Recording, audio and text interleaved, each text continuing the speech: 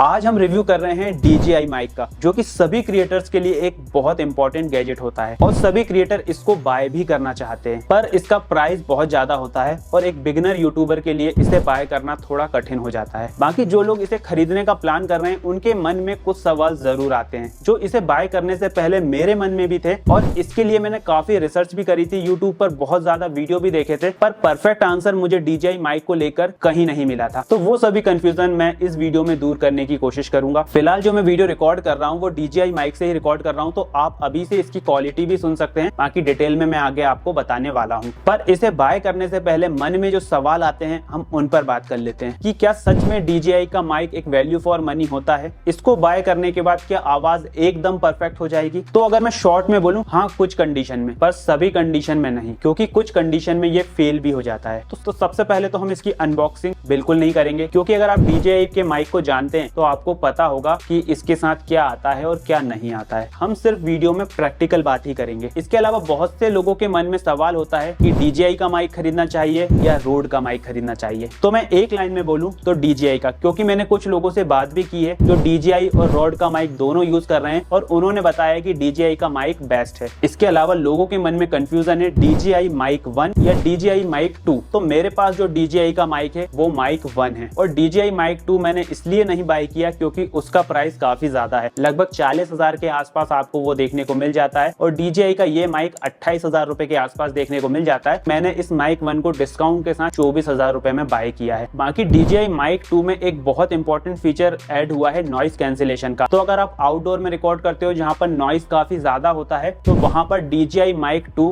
काफी इंपॉर्टेंट रहेगा, और सीधी सी बात है वो महंगा है तो इससे बेटर ही होगा। तो चलिए अब इस माइक की साउंड क्वालिटी पर हम बात करते हैं। मैंने शुरू में ही बोला था साउंड की क्वालिटी कंडीशन पर डिपेंड करती है। अगर आप वीडियो ऐसी जगह रिकॉर्ड करते हैं जहां पर एक्स्ट्रा साउंड या नॉइस बिल्कुल नहीं आता है तो ऐसी कंडीशन में इतने महंगे माइक की जरूरत नहीं है। आप 1,000 रुपए के अंदर जो बोया का माइक आता है उससे भी काम चला सकते हैं, और अगर आपको वायरलेस माइक ही चाहिए तो आजकल 5,000 रुपए के अंदर काफी बढ़िया वायरलेस माइक आ जाते हैं। जैसे मैंने एक डिगिटेक का 4,000 रुपए वाला वायरलेस माइक यूज किया है और वो भी मुझे काफी बढ़िया लगा है। मैं सभी माइक की लिंक डिस्क्रिप्शन में दे दूंगा, तो आप एक बार चेकआउट जरूर कर सकते हैं। तो मैं सबसे पहले टेस्टिंग करके बताता हूँ, जिससे आपको समझ जाएगा कि 25-30 हजार रुपए वाले माइक और 1,000 रुपए वाले माइक में कितना डिफरेंस है। अब जो आप वॉइस सुन रहे हैं ये इंडोर की है और बोया के माइक से रिकॉर्ड हो रही है, तो आप क्वालिटी सुन सकते हैं कि इंडोर में इतना फर्क देखने को नहीं मिल रहा होगा जितना कि आउटडोर में देखने को मिलता है। अगर इंडोर में आपका स्टूडियो बिल्कुल सही जगह पर है तो ऐसा कोई मेजर इशू वॉइस में देखने को नहीं मिलेगा, चाहे आपका माइक सस्ता हो या महंगा हो। तो ये DJI की माइक से आप वॉइस की क्वालिटी सुन सकते हैं। ये स्टूडियो के अंदर रिकॉर्ड हो रहा है, जैसा कि बोया से हमने रिकॉर्ड करी थी उससे मिलती जुलती ही आपको देखने को मिल रही होगी। हाँ थोड़ा फर्क तो देखने को मिलेगा, अब इतने पैसे खर्च हुए हैं तो उसका रिजल्ट में कुछ तो फर्क देखने को मिलेगा ही। अब अगर आप माइक को मुंह के पास ज्यादा लगा लेते हैं तो आवाज काफी क्रिस्पी हो जाती है, और जो नॉइस कैंसिलेशन जो आपके रूम में भी होता है, फैन की आवाज आती है या AC की आवाज आती है, वो भी काफी कम देखने को मिलती है। तो स्पेशली जो क्रिएटर बिगनर हैं या मेरी तरफ थोड़ा सा स्टार्ट कर चुके हैं तो उनको मैं सलाह दूंगा कि माइक पर इतना ज्यादा इन्वेस्ट ना कर अपने स्टूडियो पर इन्वेस्ट कर सकते हैं, उसको साउंड प्रूफ बना सकते हैं, जिससे आपकी वॉइस क्वालिटी एक सस्ते माइक में भी अच्छी तरीके से आ जाए। और अगर फिर भी अगर आपको वॉइस की क्वालिटी थोड़ी इंप्रूव करना है तो आप वॉइस एडिटिंग भी सीख सकते हैं, और काफी फ्री सॉफ्टवेयर ऑलरेडी अवेलेबल है, मोबाइल के लिए भी लैपटॉप के लिए भी, तो आप आसानी से अपनी वॉइस एडिट कर सकते हैं। और अगर बजट का कोई इशू नहीं है, आप क्वालिटी बहुत बढ़िया देना चाहते हैं, और ऐसा नहीं है कि DJI माइक 1 या माइक 2 हाईएस्ट है, और भी काफी माइक आते जाएंगे, आपके पास जितना पैसा है आप उतना खर्च कर सकते हैं। अब हमने स्टूडियो की बात तो कर ली, अब आउटडोर रिकॉर्डिंग की बात करते हैं। या आपका स्टूडियो ऐसी जगह है जहां पर नॉइज ज्यादा होता है, या आप ट्रैफिक में हो, या आपके रूम में फैन की आवाज आती हो, AC की आवाज आती हो, तो फिर वहां पर एक अच्छा माइक इंपॉर्टेंट हो जाता है। पर फिर भी अगर थोड़ी बहुत आवाज आती है, जैसे कि फैन की आवाज आती है, तो ये सस्ते माइक में भी रिकॉर्ड नहीं होती है। उतना नॉइस कैंसिलेशन तो एक सस्ते माइक में भी होता है, पर बहुत ज्यादा फ्रीक्वेंसी वाली वॉइस प्रॉब्लम कर सकती है। जैसे कि अगर आपके एरिया में कुत्ते ज्यादा हैं,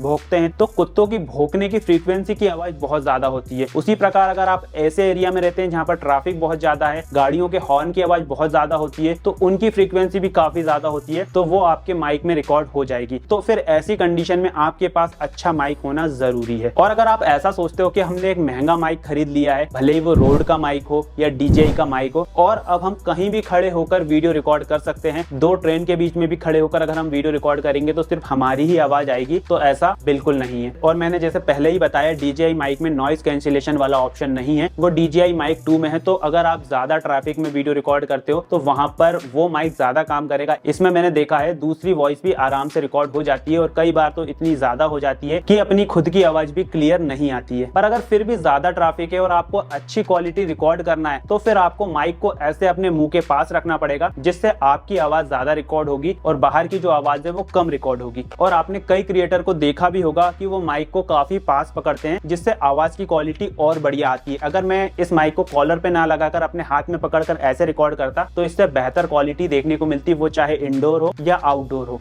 तो ये रिकॉर्डिंग हो रही है DJI की माइक से। हम आउटडोर शूट कर रहे हैं, यहाँ पर थोड़ा ट्रैफिक भी है, हॉर्न की आवाज भी आ रही है, तो आप क्वालिटी देख सकते हैं कि किस तरीके की क्वालिटी इसमें देखने को मिल रही है। अब सेम कंडीशन में आउटडोर में मैं माइक को अपने मुंह के पास रख के बोलूंगा तो आप देख सकते हैं कि क्वालिटी में कितना सुधार देखने को मिल रहा होगा। तो अब सेम कंडीशन में आउटडोर में हम बोया के माइक से रिकॉर्ड कर रहे हैं, जो सिर्फ 800 रुपए का है, और आप क्वालिटी सुन सकते हैं। हालांकि आउटडोर में दोनों की क्वालिटी में आपको फर्क थोड़ा नजर तो आएगा, पर फिर भी आप इससे थोड़ा काम चला सकते हैं। तो ये था DJI माइक का रियल वाला रिव्यू और जो एक्सपीरियंस जो मैंने शेयर किया। इसको खरीदने से पहले जो मेरे मन में सवाल थे, जिनके जवाब मुझे नहीं मिले थे, वो इस वीडियो में मैंने देने की कोशिश करी है। इसके अलावा भी आपके मन में कोई सवाल हो तो नीचे कमेंट में पूछ सकते हैं, या इंस्टाग्राम या एक्स पर मुझे फॉलो करके वहां भी पूछ सकते हैं। मैं आपका जो भी कंफ्यूजन है माइक को लेकर वो दूर कर सकूंगा जितना मुझे मालूम है। बाकी अगर आपको ये वीडियो अच्छा लगा हो तो वीडियो को लाइक कर सकते हैं। ऐसे ही वीडियो आप आगे भी देखना चाहते हैं तो चैनल को सब्सक्राइब भी कर सकते हैं। मिलते हैं नेक्स्ट वीडियो में।